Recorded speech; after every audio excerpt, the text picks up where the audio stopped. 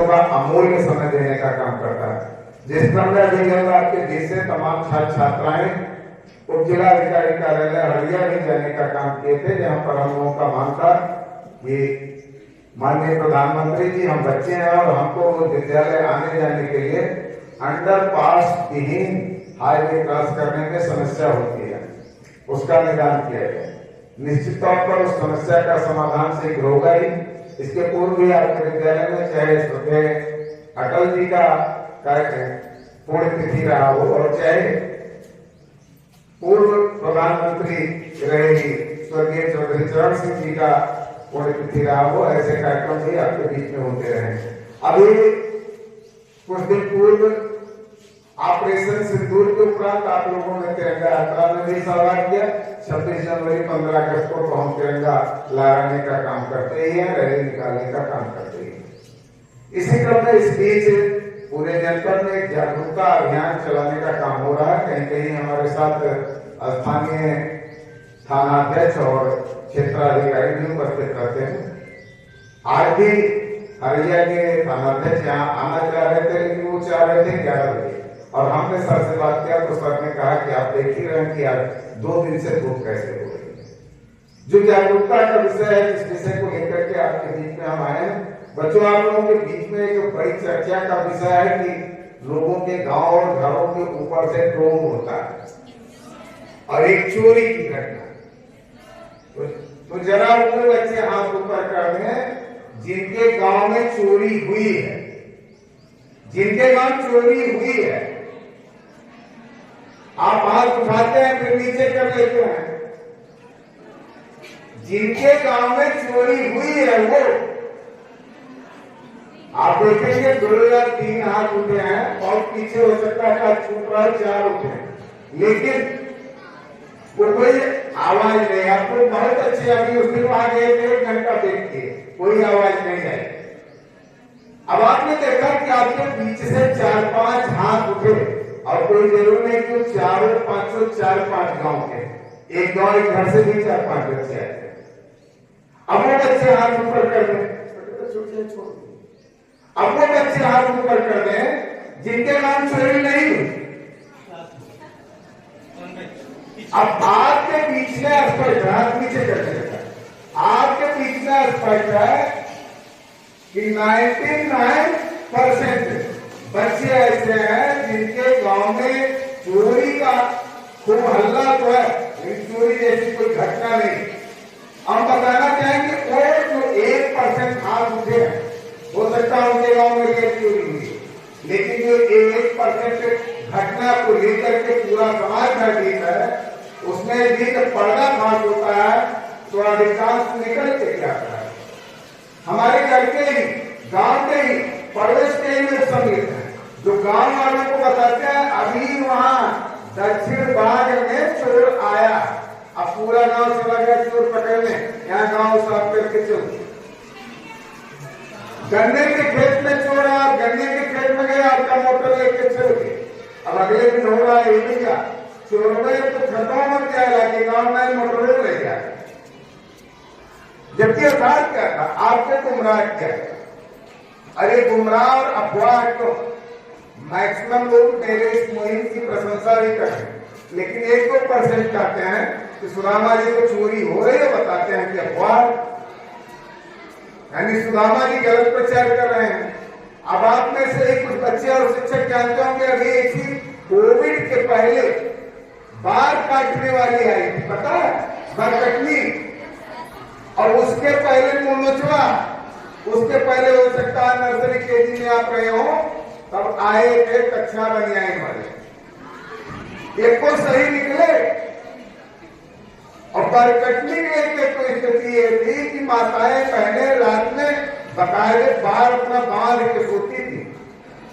अब तो स्थिति है कि लोगों की मच्छरदानी में कीड़ा बैठ गया, उन्होंने हल्ला मचाया पूरा गांव, जिसका कोई उस कीड़े के पास जाने की हिम्मत नहीं कर रहा था, वो आपको आ गया कीड़ा जो बाल काटता। क्योंकि एक सवाल उस समय में उठा था कि बाल काटने वाली आती है, बाल काटती है, आप जान नहीं पाते, तो बाद में उसका कि नहीं वो बाल काटने वाला कीड़ा ही। जब उसे देखा गया तो गांव के गोबर में गोबरुआ होता वही था। एक व्यक्ति हिम्मत किया तो पता चला कि कोई ऐसा कीड़ा है। इस भय के वातावरण को दूर करने के लिए जागरूकता चलाई जा रही है। नहीं कि कहीं 1% जो हो रही उसे हम गलत साबित करने आए हैं, लेकिन उस 1% में भी 70% अफवाह ही है। अभी शनिवार को रेमुआ में किसान गार्डन पब्लिक स्कूल पर मेरे साथ क्षेत्राधिकारी हरिया थे। उन्होंने बताया चोरी की घटना खुलासा हुआ। घर में बेटी की शादी थी, घर वालों ने तय किया कि सारी व्यवस्था देख ली जाएगी और आगे रहने के बाद तो बहू का गहना दे दिया जाएगा, बाद में व्यवस्था होगी। बहू ने कहा अजीब बात है, बाद में हमारा गहना बने न बने। 2 दिन बाद उसने हल्ला कर दिया गहना चोरी हो गया। और जब उसका रात से उद्घाटन हुआ तो बहू ने घर में ही गहने को रखा। अभी छावनी में एक घटना का उद्घाटन हुआ, घर के व्यक्ति ने ही चोरी किया था। उसके कुछ दिन पूर्व वहां पर रात से उद्घाटन हुआ कि घर में काम करने वाले ने बाइक पर घर के बजाय उधर कर दिया था। बस हल्ला हो गया कि चोरी। यानी भय का माहौल इतना कि हमारे घर के बगल अगर झाड़ी में, गन्ने के खेत में, किसी फसल में एक हल्की सी आहट हो जाए तो हमको लगता है चोर आया। इसके कुछ निदान भी कदम जाकर के जिलाधिकारी कार्यालय जो है सुझाव पत्र देकर के दिया है कि तमाम गांव में खंभों पर लाइट लगा है, लेकिन लाइट खराब है, जल नहीं रही है या लगा नहीं है, उसकी व्यवस्था सुदृढ़ कर दिया जाए तो गांव में किसी आहट की दशा में हम लोग जान सकते हैं कि नील गाय था, सांड बछड़ा था अथवा चोर थी। दूसरी चीज कोई बचाव की चीज है बच्चों, केवल अखबार का लेना विषय नहीं है। हमारे तरफ से त्रुटि कहाँ हो रही है, बचाव क्या हो सकता है। रापर में जब सुरक्षा के मानक आपको बताए जाते हैं, लास्ट में ताली बजा दीजिएगा। ताली का एक मतलब जानते हैं क्या है? अब हम बोल होंगे और बंद कर दीजिए। बहुत ताली अगर बजती है तो सुझाव, कभी कभी आपको रास्ते में किसी विशेष परिस्थिति से निपटने के लिए जूडो कराटे में एक ये भी बताया जाता है कि आप अपने साथ मिर्च पाउडर रखें। लोगों के घरों में चोर आ रहे हैं, चोर चोरी करके जा रहे हैं, कहीं ये सूचना मिली कि चोर के आंख में मिर्च पाउडर डाल दिया गया। नहीं, हमारे सीखने का क्या मतलब? आप साइकिल सीख लिए, घर में साइकिल है, साइकिल लेके स्कूल आए भी, साइकिल खराब भी नहीं है और साइकिल लेके पैदल आते रहे, कोई बुद्धिमत्ता होगी? आप अपने घर में आए, मिर्च पाउडर है, आपको बताया भी गया है, उसका प्रयोग नहीं कर रहे हैं, ये कौन सी बुद्धिमत्ता है? हमारे पास मोबाइल है, मोबाइल चलाना भी जानते हैं, चोर आता है, नहीं लड़ सकते हैं, कहीं कोने में छुप करके उसका वीडियो तो बना ले, पहचान हो सके कि चोर था कैसे, नहीं कर रहे। और सबसे बड़ी चीज, एक घटना तो निकल के आई, ये लोगों के घर में बर्तन में खटखटाहट हुआ, पता चला चोर आया, पूरा घर एक कमरे में कैद हो गए। अच्छाई किए कि पुलिस को सूचना दे दी, लेकिन स्वयं एक कमरे में कैद हुए, 5 मिनट में पुलिस आ जाती है, उनको यकीन ही नहीं होता कि पुलिस आई। पुलिस इतनी जल्द वो घर से बाहर नहीं निकलते, पुलिस दरवाजा रोशनदान के माध्यम से किसी तरीके से अपना पहचान कराता है कि हम सिपाही हैं, दरवाजा खोलते हैं, जांच होता है, रसोई में दिल्ली थी, दूध गिरा दी थी। आप लोगों ने पढ़ा चोर के दाढ़ी में तिनका होता है, और यहाँ हम अपने घर में ही चोर बन जाते हैं, डर जाते हैं। भय को त्यागिए। आप उस समय के बच्चे हैं जब इस देश की 2 वीरांगना बहनों सोफिया कुरैशी और बेवंका सिंह, बाकी फिर अब्दुल हमीद और तमाम लोगों का नाम सुनते थे, ये भी जल्द आपके बीच का है कि पाकिस्तान में घुस के दुश्मन को दहलाने का काम कराई और हम अपने घर में ही चोर के आहट से दहल जाए।